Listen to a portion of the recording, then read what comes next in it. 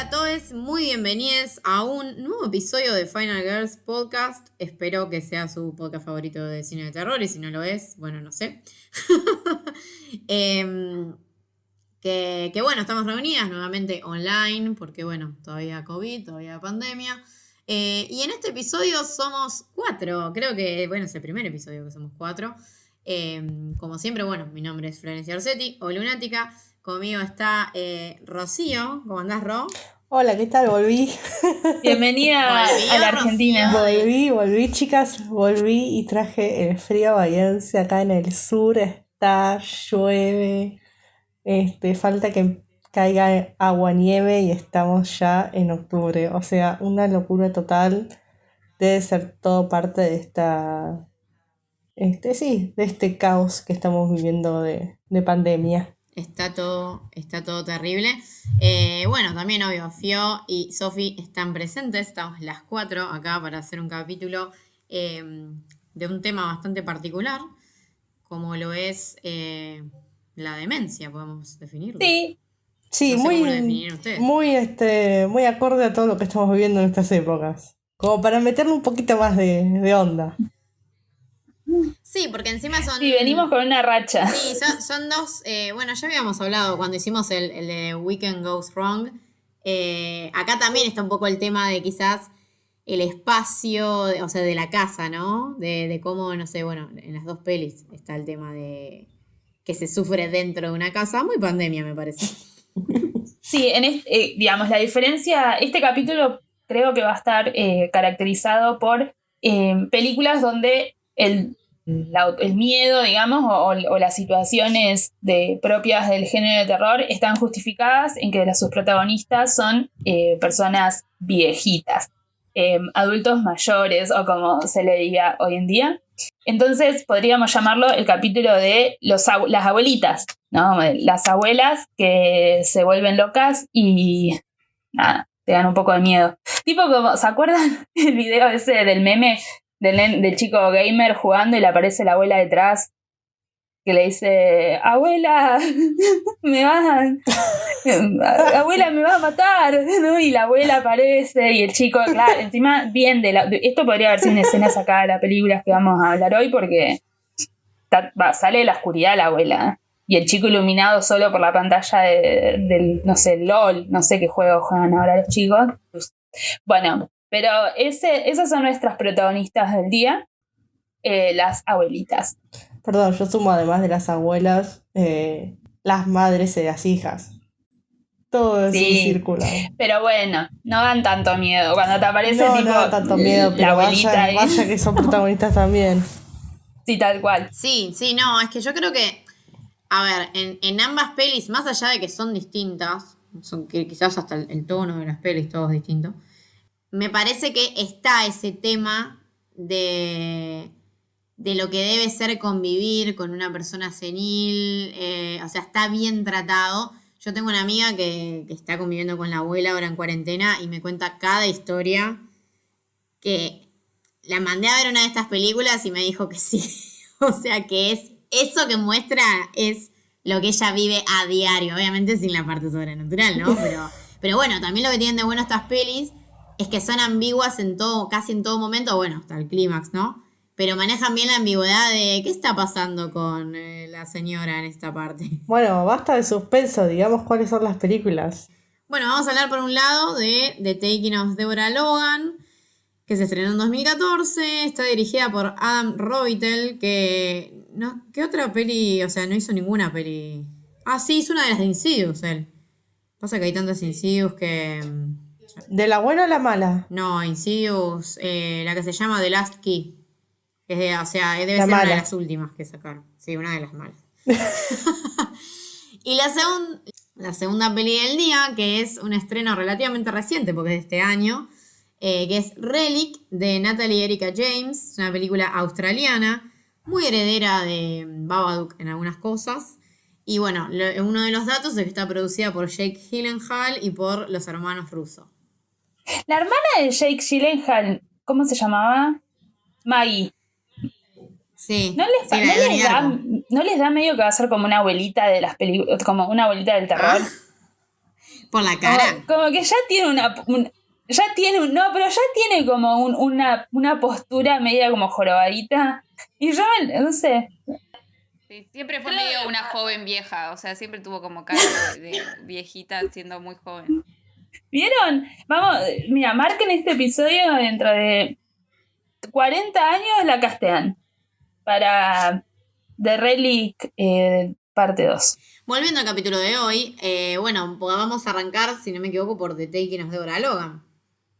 Que bueno, The Taking of Deborah Logan básicamente nos presenta a la protagonista epónima, Deborah Logan. Es una anciana que se sabe que tiene Alzheimer, o sea, ya está diagnosticada, vive con la hija y ambas, por un tema de, a ver, obviamente que no les gustaba mucho la idea, pero por un tema económico acceden a abrir las puertas de su casa para que un equipo de documentalistas entren a filmar lo que es el desarrollo de la enfermedad de esta señora, digamos, ¿no? De Deborah. Sí. Y bueno, al principio todo esperable, hasta que empiezan a pasar algunas cosas que los hacen sospechar de qué está pasando realmente con la señora Logan. Porque, bueno, hay algunos momentos de la película en los que te pensás, te lo cuestionás, como obviamente como espectador y los personajes, ¿no? Sí, está bien manejada, como decían, ¿no? La ambigüedad de, bueno, ya de entrada te dicen, esta persona tiene una degeneración psíquica, ¿no? Como de...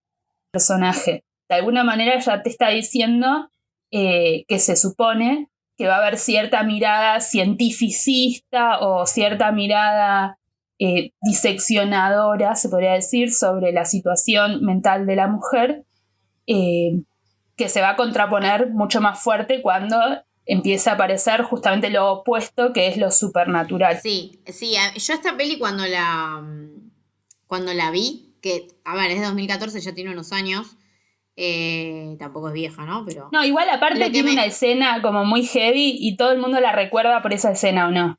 Sí, a ver, la escena en su momento yo me quedé como... Me acuerdo que vivía con mis viejos y estaba en el living de mi casa, creo que 1 de la mañana, y fue como ¡ah! Como un griterío.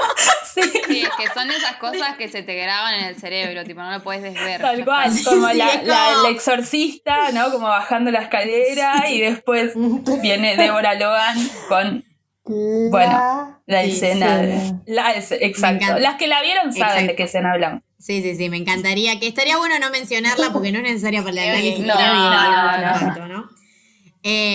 No, lo que yo decía que, a ver, en 2014 estaba muy, muy furor, muy fuerte, y sigue estando, ¿no? Pero estaba muy a full todo lo que es el terror sobrenatural de posesiones y demás. Y siempre vieron que siempre recae en lo mismo, que el poseído es o un niño o una chica, si es adulto, ¿no? Digo, o adolescente. Entonces, a mí esta peli me pareció súper original porque es una señora, o sea, una señora mayor. Y además, bueno, obviamente, todo esto del tratamiento del Alzheimer, que está bien llevado. Y bueno, después también, digamos, como falso documental, tiene algunas cuestiones que también son interesantes.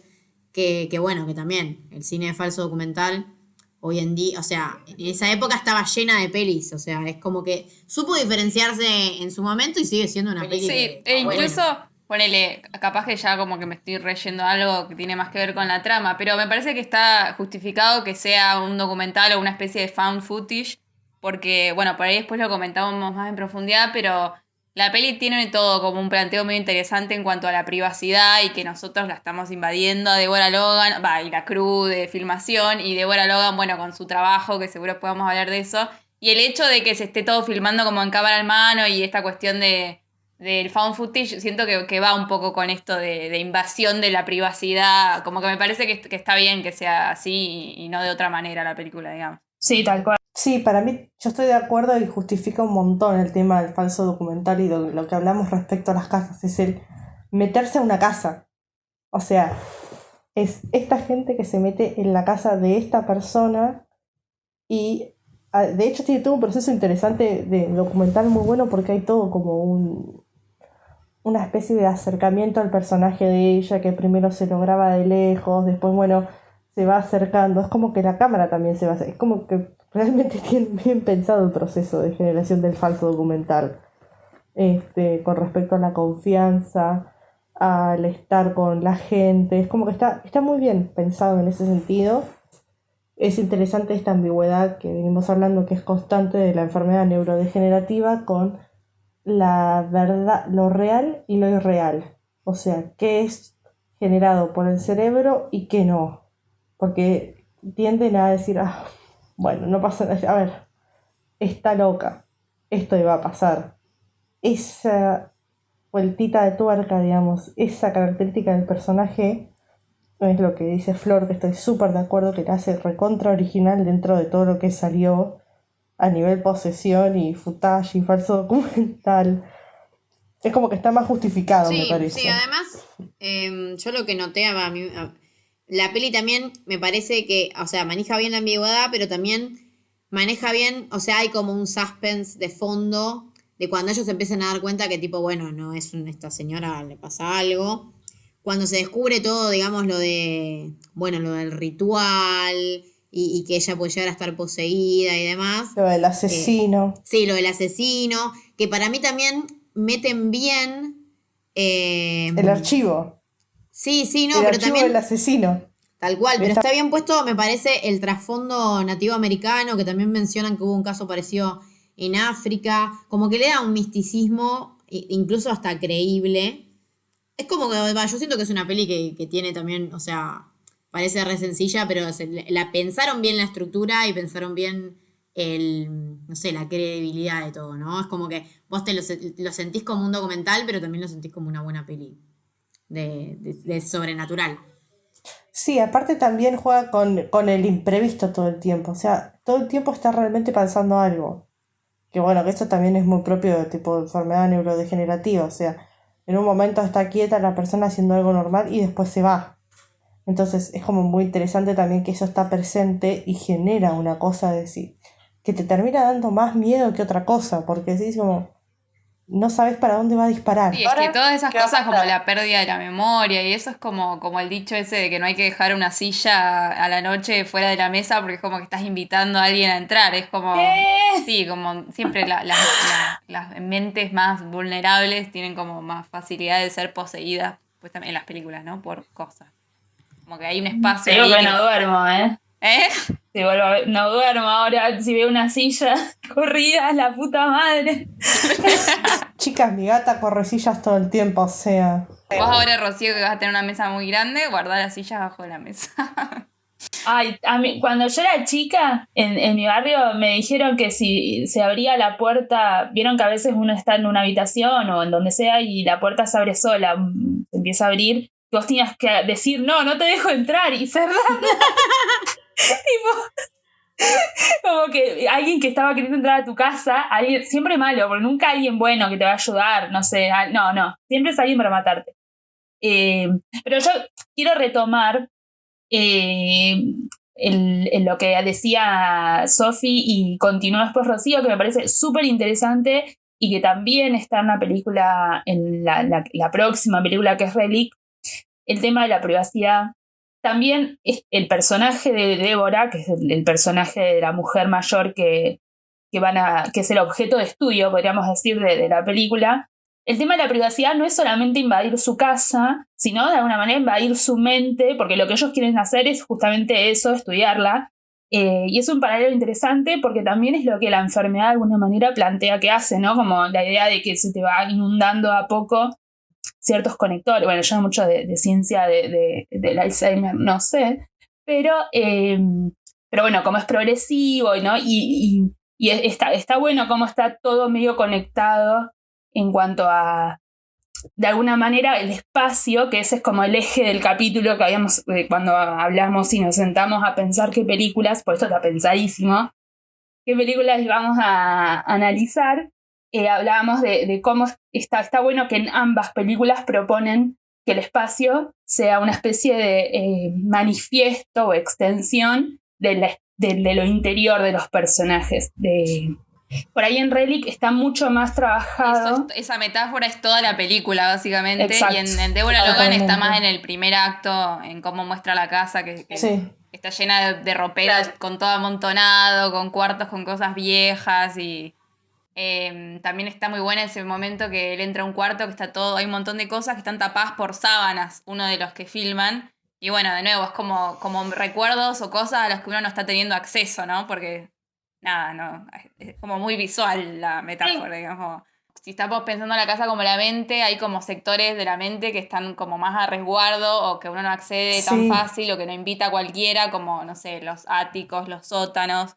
Y ella en el altillo tenía la máquina esa del coso, que bueno, también ya entraremos en eso, de lo que ella trabajaba. No sé cómo carajo se llama eso, las chicas del cable, ¿cómo se llama? Es la máquina donde que venía a reemplazar el teléfono, o sea, la operadora. Claro, por ella eso, era la operadora. telefonista. La de The Bast of Night. Sí. Sí, o la chica del cable, pero ¿no? bueno, no. Uh-huh. Eso, creo que la chica del cable es más popular. Pero sí, a mí ese, espero que se esté entendiendo para dónde vamos, pero bueno, su profesión, ¿no? Débora fue una mujer que crió a su hija. La historia de Débora básicamente es una mujer que vive en este momento del presente, vive sola, no está casada, ella queda viuda cuando su hija era muy chiquita y vivió básicamente sola, pero en una especie de red bastante fuerte con los vecinos, porque hay unos personajes secundarios como el vecino que la cuida mucho. Bueno, después vemos que estaban todos medios metidos en una, pero bueno, ella siempre fue muy independiente. A partir de su enfermedad, ella pierde esa independencia y bueno, y es cuando su hija aparece en escena, una hija, bueno, mujer, que ya es adulta, pero que tiene como una relación muy problemática con su madre, que bueno, eso de la relación problemática está presente también en Relic, en el sentido de, bueno, las relaciones nunca suelen estar muy bien, ¿no? En las situaciones en las que el mal acecha, podríamos decir. Y esta hija invita al equipo de grabación justamente porque ellos están muy mal económicamente y el equipo les va a pagar, ¿no? También hay algo ahí, ¿no? Te están invadiendo por una cuestión muy muy poco noble, ¿no? No, en realidad te van a estudiar porque justamente vos necesitas dinero, estás muy mal. Sí. Pero bueno, y entonces, digamos que su trabajo de chica del cable era bastante turbio también. Sí, después... Era chica del cable... Después nos enteramos, sí, que está bastante... Pero a mí me pareció muy interesante cuando ella te muestran la vida de Débora antes de la enfermedad, en la que te muestran en su trabajo de operadora y de cómo ella era una especie de medium, podríamos decir, que es lo que termina siendo, al final nos damos cuenta,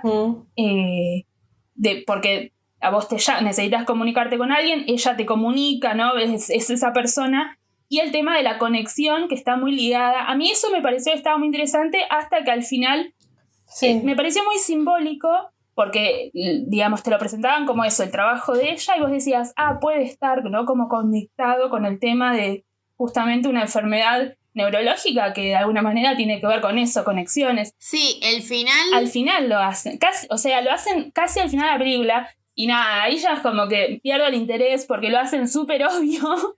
Y a mí, lo vuelven una alegoría de que, bueno, sí, no te queda otra que hacer la lectura de que te estaban queriendo decir eso a los directores o el director. Pero nada, me pareció muy interesante al principio. Bueno, yo sí tendría algo que criticarle a la película. Está muy bien cómo tratan, digamos, el tema de la enfermedad como algo de terror, que lo es. Que es más terrorífico que olvidarte quién sos, ¿viste? O sea, es tremendo eso. Y lo único que le criticaría es que se va demasiado al carajo después. Es como, bueno, sí, y es todo súper recontra, hiper, mega archi sobrenatural.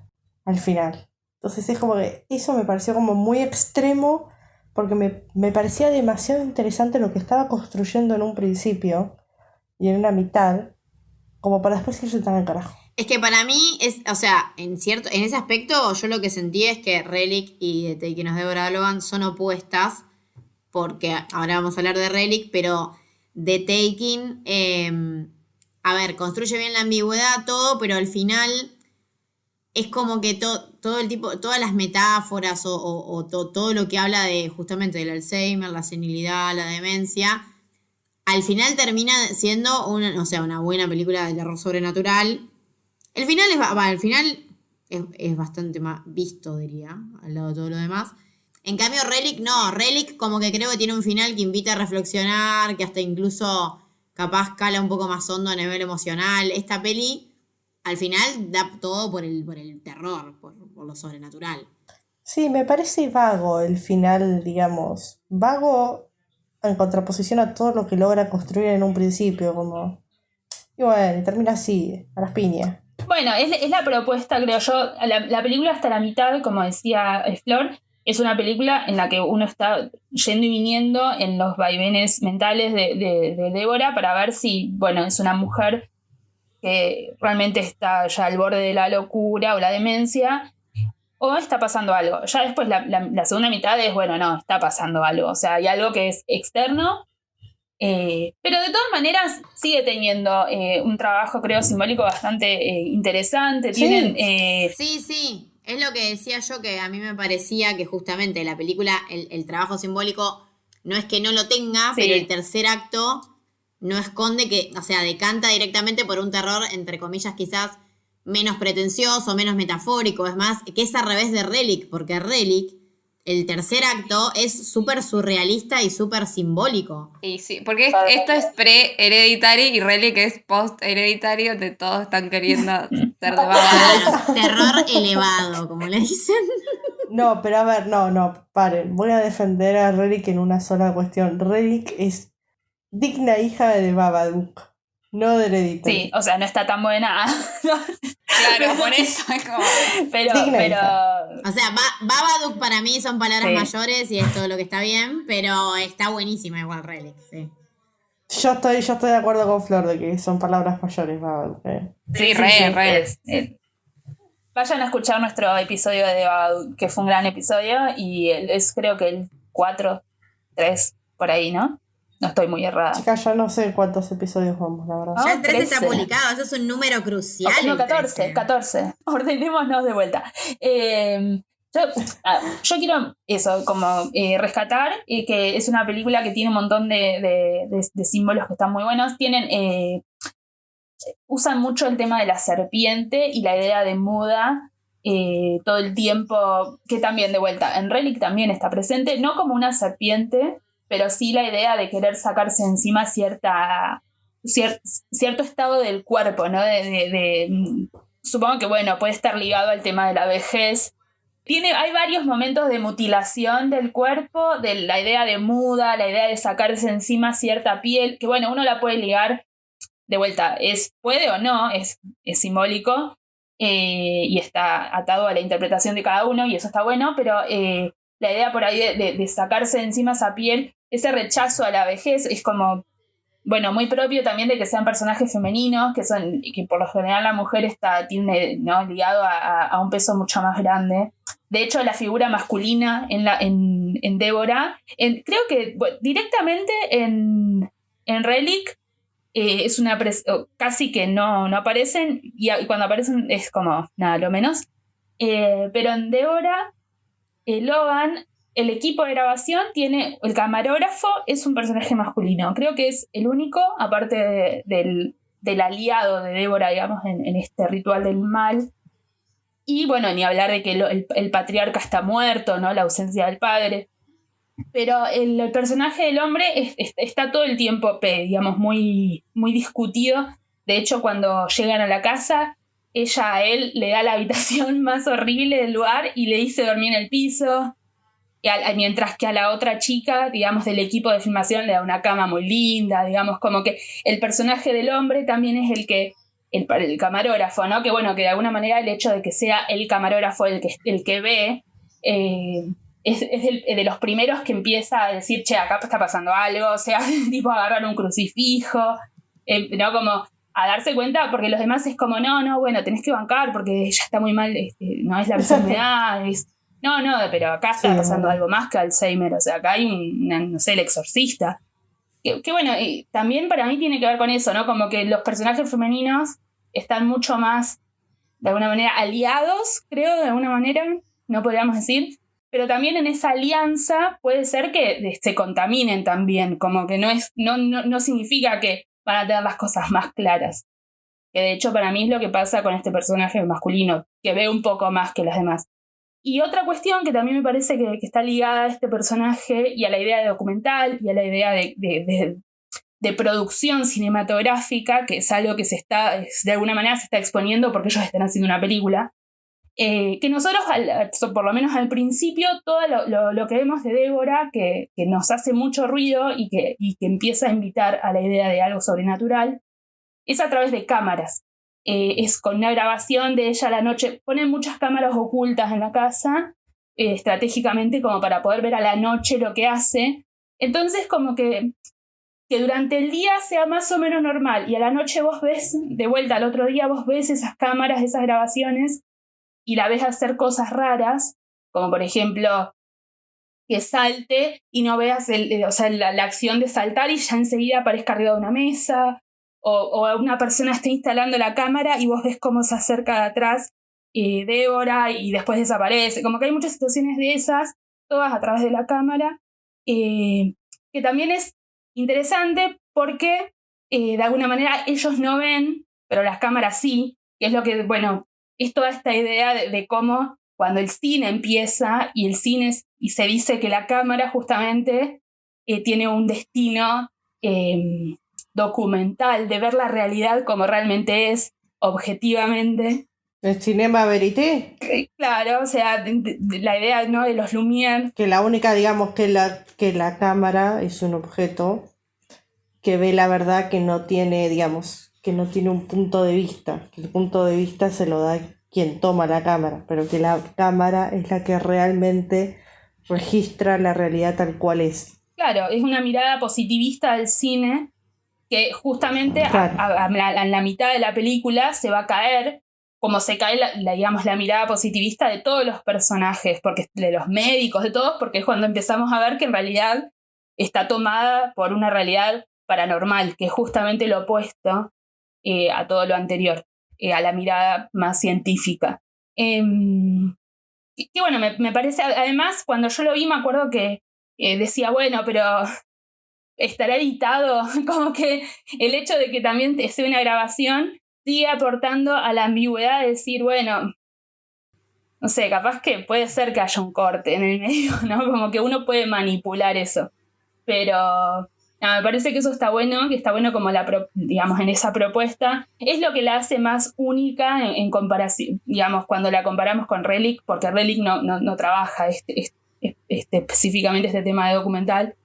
Pero me parecía como que estaba bueno nombrarlo. Sí, es que por eso, a mí me parece que, o sea, son pelis muy parecidas, pero cada una tiene como su búsqueda propia, ¿no? De alguna manera.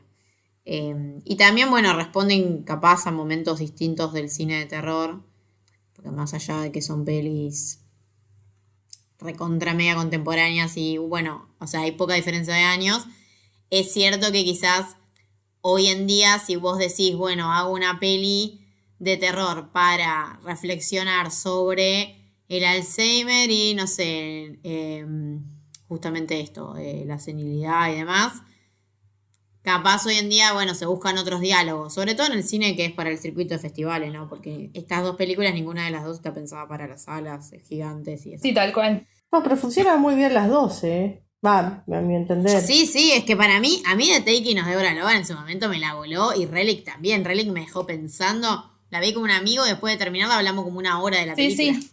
A mí me gustó mucho Relic.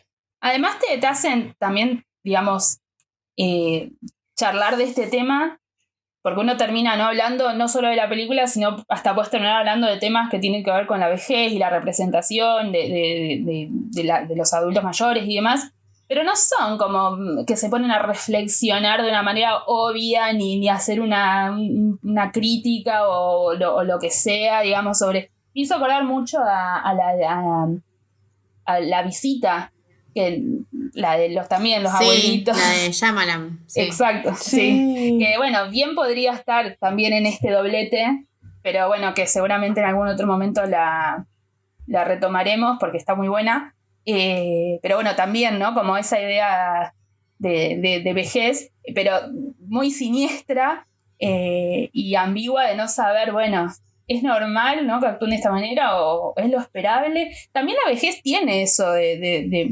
muy de terror, porque, digamos, como siempre decimos, ¿no?, el terror trabaja mucho la otredad del otro, porque tiene que haber sí o sí ese contraste. Y uno la vejez medio que de repente es otro, o incluso uno convive con un otro que está ahí medio perdido porque empezás como no sé, tus facultades empiezan a alterarse y bueno, no es algo raro que de repente no te acuerdes quién sos o te olvides las cosas o hayas sido durante toda tu vida una persona y de repente ya no sos lo mismo. O sea, como es un... También porque como en esta cultura occidental uno no habla mucho de la vejez y de la muerte, entonces hay cosas que deberían ser normales pero no lo son.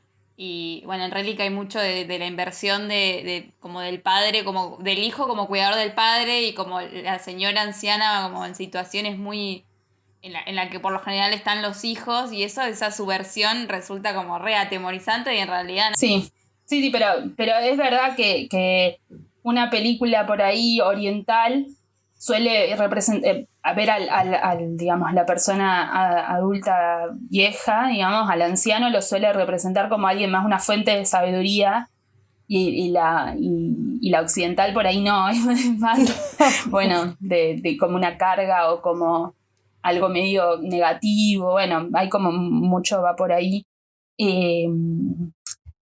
Pero bueno, pasamos a la otra. Eso iba a decir, podemos pasar a Relic. Sí, porque hay como muchas cosas que se enganchan, creo. Claro, tal cual, sí. Sí, es que es como para hablar de Relic. O sea, ya vinimos hablando, o sea que ya es momento. Bueno, Relic es una hija, una madre y una abuela que viven en la misma casa y que son acosadas por una especie, o sea, a ver, primero por la convivencia con la abuela, que se empieza, digamos, se nota como se viene abajo a lo largo de la película su, digamos, estabilidad mental, por decirlo de alguna manera, pero también la película pone mucho énfasis en que hay una especie de presencia o algo, digamos, que está también, o sea, consumiendo a esta señora, pero también está como un poco consumiendo al hogar por dentro, ¿no? Que creo que en esta película se ve mucho más cómo el ambiente refleja la decadencia del personaje de la abuela, ¿no? De cómo se va viniendo abajo. Sí, tal cual. Relic, además, ya de entrada suena la palabra relic. No tengo ni idea en sí qué significa real, porque no lo busqué. Pero ¿no le suena como algo ya antiguo? Algo que se viene como de... Como sí, de es reliquia. generación en generación. Ah, bueno. Es que es eso, es una reliquia, es eso. O sea, Bueno, Relic es una reliquia. Entonces, es algo que viene ancestralmente así, sí. Bueno, ya desde el Le hace nombre. mucho. No, pero aparte, o sea, tanto la madre como la nieta van a la casa porque la abuela se pierde. Van en busca de ella. No aparece hasta creo que el segundo acto de la película. El segundo acto de la película arranca con la aparición de Sí, ella. el detonante es la abuelita se nos perdió. Y está todo mal. No, y está toda la casa intacta. Sí, el relic es el eje ese. Ya lo hablamos en The Taking of the Hora, pero en Relic es donde más vamos a ver el tema de la simbología de la casa. O sea, Relic es el espacio de la casa, básicamente. No hay, bueno, y los jardines, podríamos decir. Pero es todo ese micromundo. Porque no solo es la representación del estado interno del personaje principal. ¿Se acuerdan el nombre de la abuela? Edna. Edna, ok. Básicamente, cuando la película empieza y ella llega, digamos, llega la Emily Mortimer, que es la hija de Edna, llega a la casa llegan juntas, ¿no? Con su hija, que es Sam. Lo que hacen es eso, es recorrer esa casa y, como decía Ro, admirar de que es una casa que está intacta seguramente de cómo estaba cuando ella dejó de ir a visitar a la madre, o porque no viven en el mismo lugar. Ella viene a rescatar a esa madre que se pierde, ¿no? A ver qué está pasando, básicamente, más que a rescatar.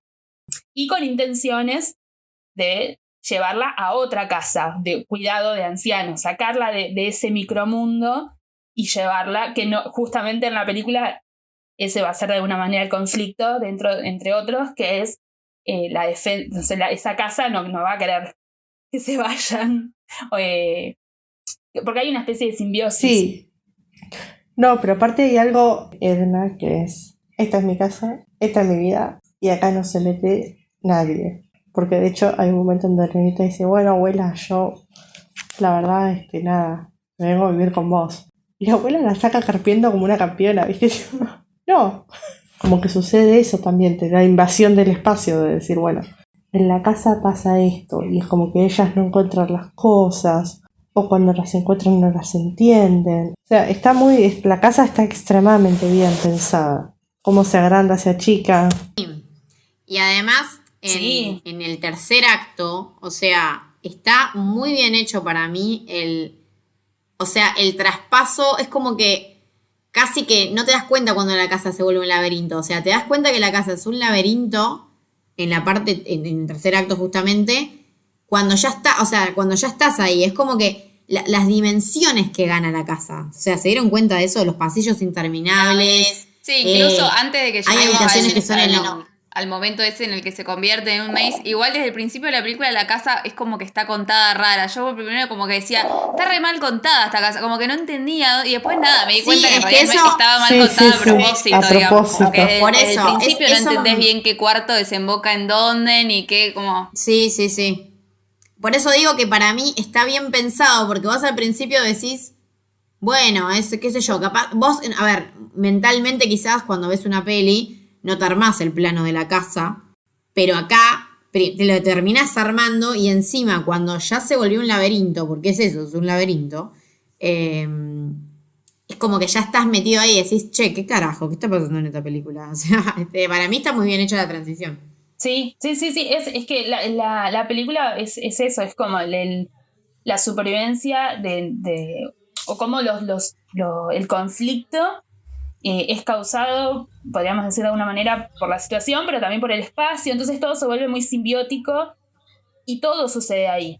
Incluso los recuerdos están unidos a la casa o a un espacio que luego esa casa de alguna manera lo tiene incluida porque tiene un pedazo de puerta o ventana, ¿no? de abertura. Y de vuelta, es tanto el interior como el exterior que estás echando afuera. A mí me parece una escena hermosa, me parece la del baño. La de ella en la bañadera. Cuando ella se encierra con la bañera. Me parece súper poética y muy linda. Pues es como, bueno, es como por un lado lavarse y por el otro lado es tan creepy, digamos, en ese baño con plantas, creo que tiene vitró también, es como... y al mismo tiempo es recontra terrorífica. Sí, justo antes de la escena del baño viene la escena que ella se hace pis, la Edna, se hace pis al lado de o sea, de Kai, creo que se llama. Claro, sí. Esas escenas, o sea, a mí también me dieron como, o sea, a ver, están bien orquestadas desde el lado terror, ¿no? Pero también me dieron como una especie de empatía o incluso impotencia, digamos, emocional, porque la escena, a ver, si vos...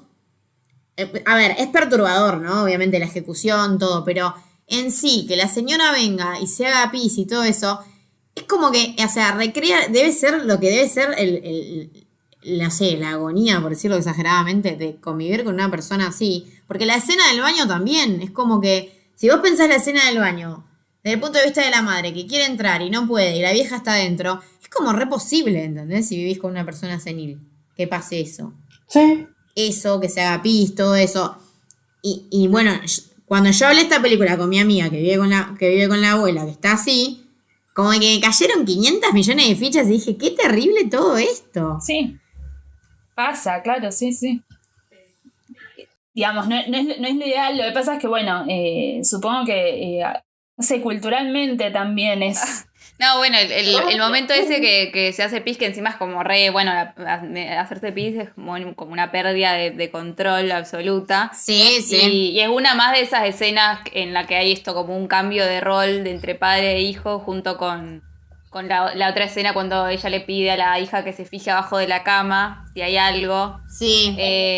Hay varios momentos así. Bueno, en el final ella la termina cargando casi como un bebé, como que... Eso iba a decir, esas son las escenas que anticipan completamente el final, porque yo la primera vez que la vi, no sé si a ustedes les pasó, como que el final me descolocó, y después como mirando en retrospectiva todo eso, dije como que me cayó la ficha también, como que fue una peli que me tuve que sentar a reflexionar básicamente. Sí, y no les hizo acordar en todo lo que es la arquitectura de la casa y la situación mental del personaje al Resplandor, un poco. Sí, Tiene, porque bueno, trabaja eso, digamos, me interesaba por ahí destacar en esta película más que en la anterior, que si bien lo nombramos, no lo desarrollamos porque bueno, acá es toda la película, que es como cada espacio de esa casa, como decía, ¿no? Como uno sí o sí se tiene que hacer ese mapa porque el espacio es vital para entender la relación de los personajes y todo lo que va ocurriendo, porque les ocurren cosas tan raras y hay tanto caos en lo que va pasando que uno necesita como contextualizarlo. Y cuando lo empezás a pensar desde el espacio, ¿no? Bueno, el lugar cerrado, porque ellos están todo el tiempo dentro de esa casa, entonces el lugar cerrado es uno de los símbolos más recurrentes en el fantástico y en el terror, ¿no? El fantástico, como siempre, es de lo que abreva el terror, que es justamente un lugar en el que están los personajes encerrados, el afuera que amenaza, que acecha, que de hecho eso está en ambas películas, como mentalmente ellas tienen miedo de lo que está afuera. Como que en esta película, en Relic, ella varias veces, la abuela, digamos, Edna, dice, alguien me quiere ver, o sea, ella supuestamente tiene miedo porque dice, alguien me quiere agarrar, alguien me quiere llevar, alguien me viene a buscar, y todo el tiempo mira por la ventana y tiene miedo y se esconde. Y pone, como se dice, cerraduras en todos lados. Claro, como que se encierra en esa casa. Entonces, digamos, de manera simbólica, el lugar cerrado funciona como un micromundo. Un micromundo es donde básicamente representa el mundo entero de esas tres personas. Es un espacio donde se concentra la historia. Simbólicamente, en la casa, como símbolo, se concentra justamente la historia del hombre, ¿no? Como todas las edades del hombre, se dice. Esto es, digamos, mitológicamente, pero en esta película lo vemos porque tenemos a la nieta, que es la más chiquita, tenemos a la madre y tenemos a la abuela. De alguna manera tenemos todas las etapas del hombre, todas las edades, ¿no? Eso está como muy... y cómo de alguna manera actúan distintos por sus propias características biológicas y de edad, pero al mismo tiempo están todas unidas por algo, que eso está como en la idea, ¿no? de tradición. Que bueno, y obviamente eso es análogo a nuestra propia historia como seres humanos. Pero bueno, y cómo esta simbología suele proponernos la idea de que cada espacio de la casa está dividido en sectores que representan nuestra propia mente. Y en esta casa, que por eso yo pensaba mucho en El Resplandor cuando la miraba, porque en El Resplandor vieron que suben escaleras todo el tiempo, bajan, bueno, de hecho hay como escenas de transición entre el arriba y el abajo que son muy conocidas, pero en esta película el altillo, ustedes fíjense cómo está muy correspondida. Yo creo que la directora debe conocer mucho de estas cuestiones más simbólicas, porque el altillo suele ser representado, digamos, se dice que representa la cabeza, la mente.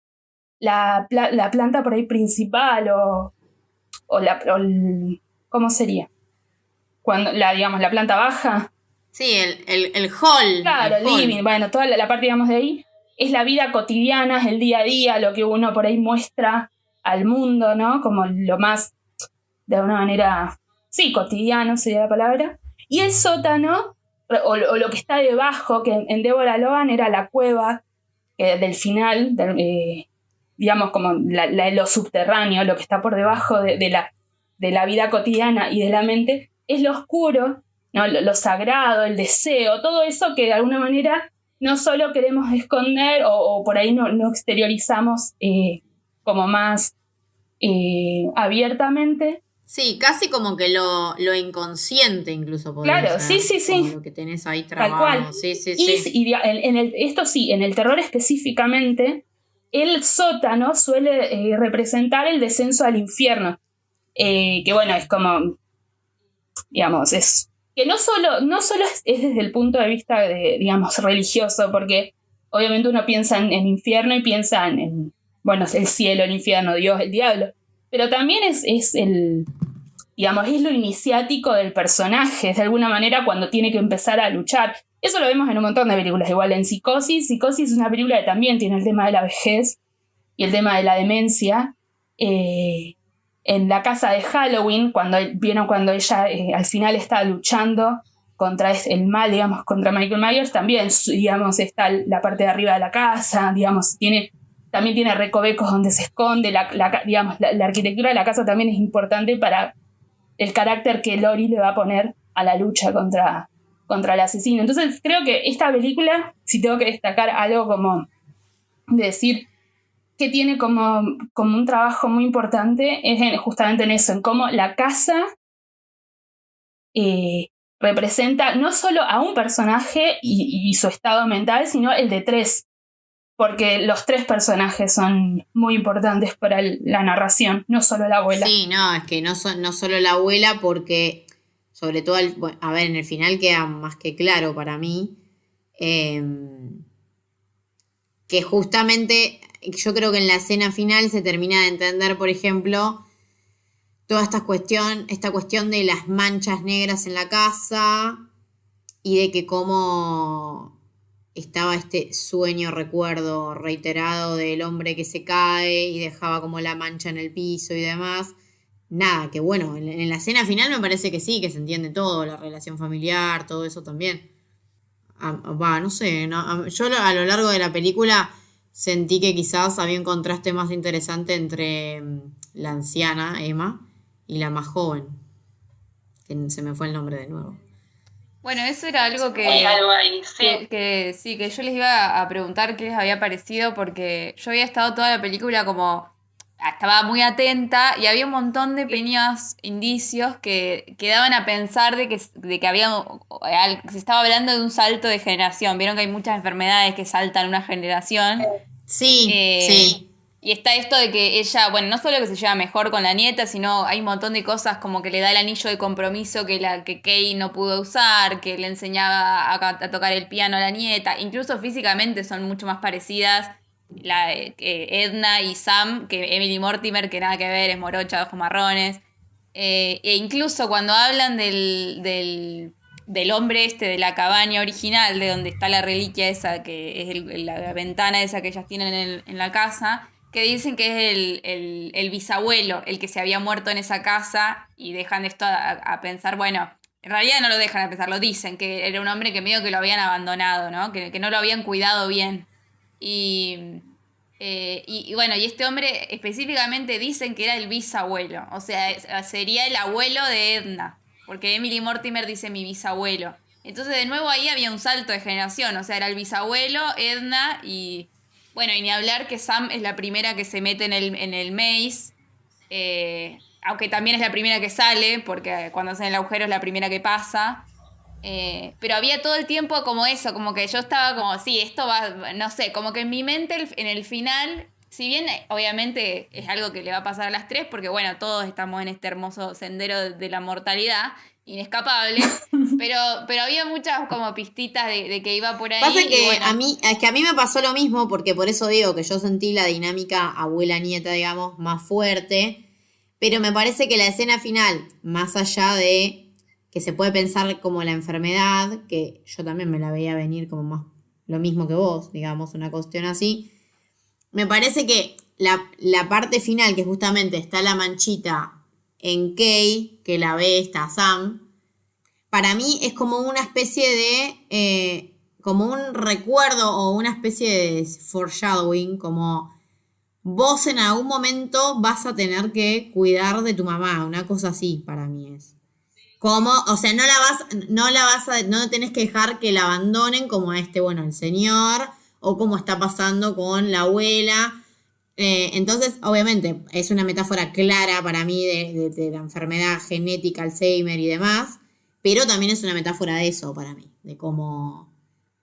Sí, es Sí, re claro de eso hecho del puntito negro. escuché una sola entrevista, escuché de la directora y escritora también, porque también la escribió.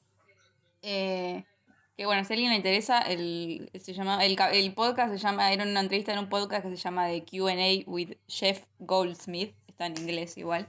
Pero algo que me llamó la atención fue que contó que la manchita del final se la hicieron agregar, no estaba en el guión original. Que, o sea, para ella la película terminaba en que ellas tres estaban en esa cama, pero le dijeron que como que querían que la película termine en una nota un poco más bajón y que por eso le hicieron agregar eso de la manchita, no estaba originalmente. Bueno, pero medio que se Bueno, nota, ¿o nada. no? Digo, con lo que ustedes la charla están teniendo, o sea, esa mancha, más allá de cómo uno la interpreta, ya, o sea, sobresale. Eso seguro. Y Sí, de es alguna que la manera, mancha quizás es el único mensaje que te tira la película directo a la cara, porque el resto de los mensajes no son tan... O sea, si ahora lo pensás como algo agregado y claro. tiene sentido. Sí, sí, y también en esa Sí. unidireccionalidad de la interpretación, que la película no lo tiene, porque, a ver, todo esto de lo que hablamos, nada, o sea, lo podés interpretar así o no, digamos, y simplemente ver la historia que ves y listo, ya fue, y tiene un sentido, pero es cierto que, nada, por ahí ponerte algo que es tan, o sea, alegórico, o sea, tan un solo significado o una sola interpretación posible, es como... no va a tono, por lo menos, con lo anterior. Pero bueno, a mí me parecía interesante por ahí ver al personaje de Emily Mortimer, la hija de Edna, digamos, sería la del medio. También yo estoy de acuerdo en que a mí me sonaba como que era el personaje raro, pero bueno, por ahí pensándolo, puede ser el personaje que de alguna manera tenga que, es el verdadero personaje que lucha o que se está entrando a la aventura, es el personaje porque las otras medio que ya están convencidas de la situación. Sí, Emily Mortimer tiene un arco, digamos, al final. Claro, Sí. claro, es justamente el personaje que le falta ver, creer, no, ver que, digamos, qué dirección va a tomar, como que el destino de las otras dos medio que ya está echado. Y bueno, y al final sabemos cómo termina, pero sí, creo que por ahí puede... A mí lo que me desencajó del recuerdo del bisabuelo es que era un hombre, como que los hombres no estaban muy presentes en él, o sea, estaban todos muertos, eran vecinos de afuera que no entraban a la casa, como, no sé, eso fue como medio raro. Pero nada, es una película que está bastante buena. A mí me parece bastante sólida la película. Sí, coincido. Funciona muy bien también, no solo, digamos, en el sentido de el personaje de la abuela, que es la que tiene el problema y demás, sino como una línea donde decís, todos tienen problemas grosos. La madre que se tiene que hacer, o sea, la hija de la abuela que se tiene que hacer cargo de ella, la nieta que está en el medio que no tiene trabajo porque no sé qué sé yo, y todos entran como en una disputa un poco circular en esa casa de tensiones, de que por un lado unos quieren soltar, otros no, o sea, por un lado la madre quiere soltar y decir, bueno, listo, ya está, pero la hija no se lo permite, después se hace un reverso, es como que está todo el tiempo eso. Y en el momento digamos, y durante la película están esos momentos medios, digamos, esos momentos de quietud, como le digo, la escena del baño, que es como ese momento de la atención está afuera, pero no dentro del baño. En el baño ella se está limpiando, lavando y está así, donde te muestran la locura del entorno, que no es la locura de la protagonista. Que eso me parece que es súper interesante también.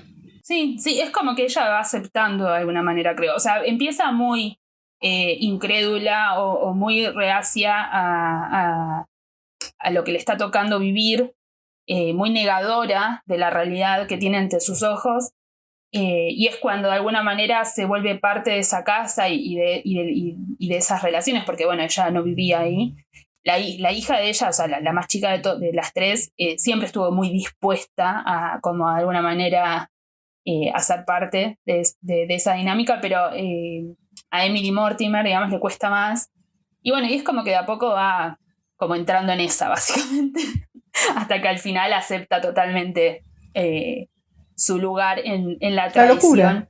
Sí, tiene esa es una lectura súper válida, digamos, de que habla de una relación, de una tradición, mejor dicho, perdón, como de una historia familiar, ¿no? De eso, de una mitología, eso está totalmente presente.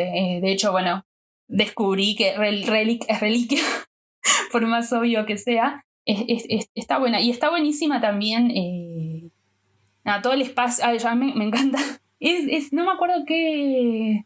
¿Es Inglaterra o es un lugar, ¿no? Como del Reino Unido, seguro? No, Es Melbourne, es ¿o no? de Es Australia. Melbourne, ¿o no? Era Australia. Lo que pasa es que Emily Mortimer no es australiana, pero se hace la australiana en esta película. No, pero tiene mucho verde, tiene un jardín re lindo. Me encantó. Está bien que siempre lo vemos como bastante... ¿No? Es como que tienen un... Bueno, Qué lindo el jardín. Sí, no, sí, tenían o sea, se ve horrible igual, pero sí, tenían un montón tenían una cancha de tenis re abandonada, una pelopincho abandonadísima. Se nota que en algún momento fue una casa con mucho esplendor y mucha vida, pero bueno. Y bastante alejada de la ciudad. También está bueno cómo eligen empezar, que hay como una especie de ¿cómo se dice? De prólogo, ¿sería? Sí. La primera vez que se cuenta que ya inundó la bañadera, que se ve que es Navidad y está bueno porque no como que solamente ves un arbolito y unas luces, pero ya es como la Navidad es como, no sé, la personificación, la encarnación de la reunión familiar, del amor y bueno, todas esas cosas. Está bueno, qué sé yo, como que es una boludez que pasa rápido, pero está bueno pero sí. para empezarla. Otra cosa que también está buena, que bueno, también siempre re cabeza dura con lo del padre ausente, pero que creo que no pasa un capítulo que no hablemos del padre ausente, pero eso también... Bueno, pero es... Sí, no, o sea, es como un que elemento. está re como fuera de campo, pero ella dice en un momento que desde que se murió el padre la casa no se siente igual, que la casa está distinta, y también nunca lo dicen, pero ahí en el living, arriba de la chimenea, hay un jarrón que claramente es de cenizas y que, bueno, es muy fácil de asumir que son las cenizas del padre muerto, o sea, del padre de Emily Mortimer sería, del esposo de Edna. Y mismo desde atrás del jarrón sale como una mancha muy grande de este moho que está cubriendo toda la casa. Es que sí. No, pero es que sí, tal cual, porque vos pensás también, bueno, piensen, que el micromundo también demanda de alguna manera la presencia de la muerte, porque no es solo la vida, sino las personas que están viendo ahí, sino también es sus muertos, o sea, su historia ya pasada, digamos. Digamos, si funciona justamente como eso, como el mundo de esa familia ahí adentro, no es nada raro que también esté el padre muerto. Tipo, quemado. Yo les quería preguntar qué les había parecido esta especie de personificación del mal, de este ente, este otro que le camina atrás a ella y está cada vez más cerca y abajo de la cama. A mí me parece que está muy bien. A mí me parece que está muy bien esa. Porque es tipo, es jugar con la sombra, justamente. Sí, y con esto del agua porque el agua uno sabe que es vida, básicamente, ¿no? Como donde hay agua va a haber vida. Pero también hay moho. Y como que el moho a mí me hizo sentir como mucha humedad en la casa. Como que todo el tiempo era como esa idea de viejo, pero que no se puede respirar y que está todo encerrado y que creo que está re bien construido eso. Y como ese monstruo medio que venía de ahí también, de ese moho negro que estaba tomando el lugar, no sé, me dio mucho asco, creo. Me dieron ganas de agarrar la lavandina Judín o la X no sé cuánto tipo de sí, por eso, si vos lo pensás arquitectónicamente, como que la humedad es como súper difícil, la humedad así como mancha negra, que es igual a eso, o sea, por eso es re difícil de sacar y hasta tipo se te expande, ¿viste? Y no la puedes parar, a menos que, bueno, tire abajo la pared o hagas algo más profundo. Entonces yo creo que hay una metáfora medio ahí. A mí lo de la sombra me gustó, porque refuerza quizás la cuestión más aterradora de la Sí, peli. es como que la casa se vuelve un sótano, básicamente. Cuando hablábamos de que el sótano representaba lo oscuro, lo sagrado, el deseo, ese tipo de cuestiones, donde no llega la luz y donde el moho crece, básicamente, medio que toda la casa se termina convirtiendo en eso. Como que deja de haber luz, deja ¿no? Todo es muy oscuro, es como...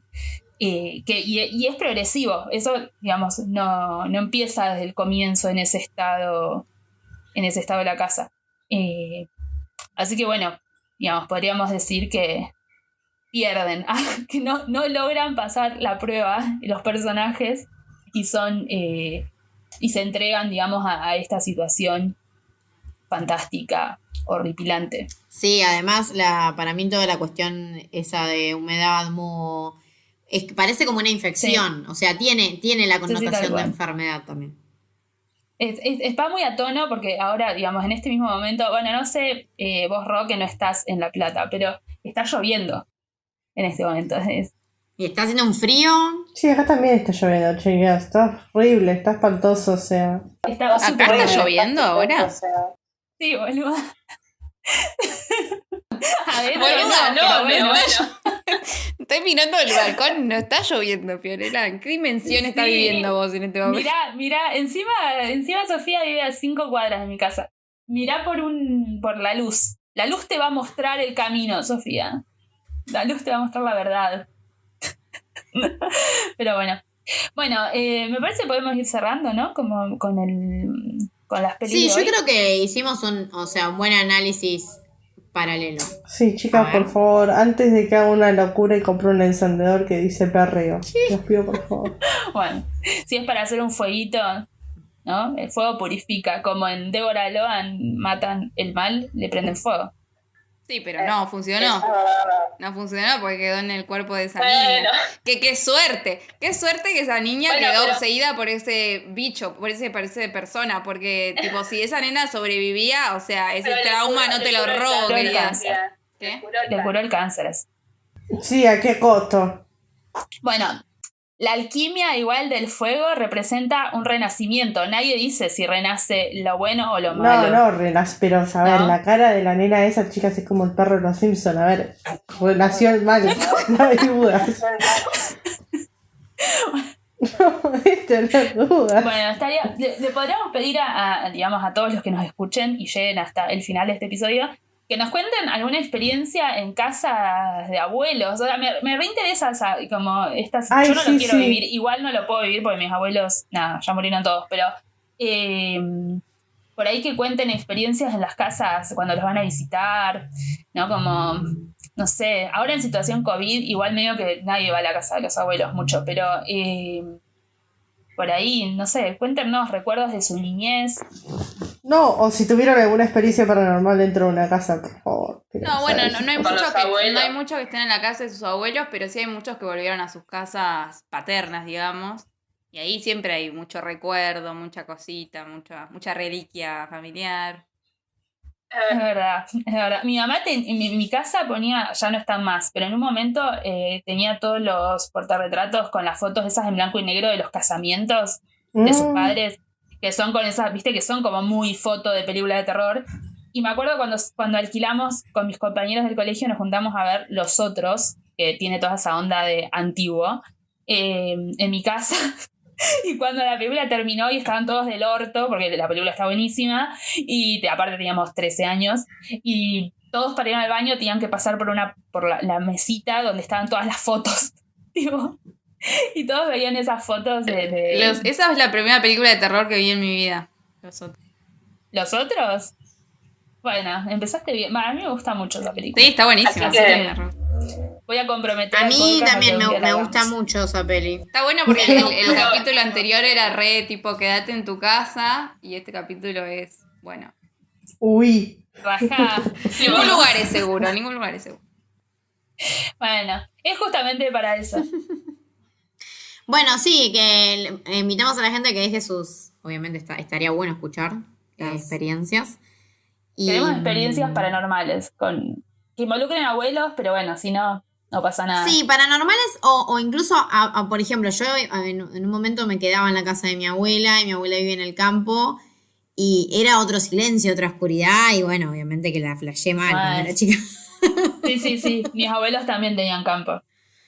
Y se hacían cosas así, las personas en el campo. Por eso, yo creo que todo el mundo tiene. Cuando yo era chica y en el medio del campo también viví, mis abuelos tenían campo, entonces me pasaba todo el verano.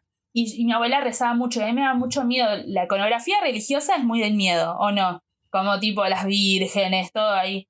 Y mi abuela era tipo fan y rezaba todas las noches. Y yo le decía, y yo, no, abuela, mirá si se aparece Dios. Tipo, lo estás llamando tanto con tu rezo que mirá si aparece.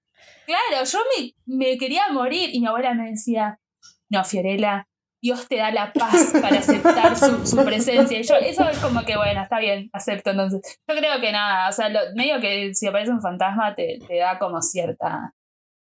no sé, pero bueno. Más miedo a los crucifijos que, no sé, ¿qué otra cosa? Me da terror. Sí, eso es para otro capítulo. Todo lo quería lucrar en un capítulo. No, pero sí, es iconografía. Sí, a mí me da mucho miedo también. No estás sola, Fiorella. Te acompaño en el sentimiento. Gracias.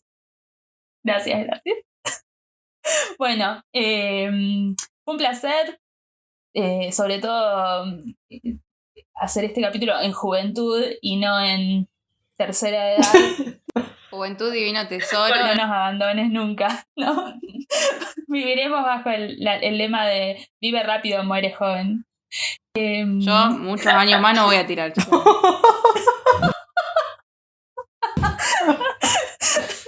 Qué duro va a ser escuchar este episodio en 10 años.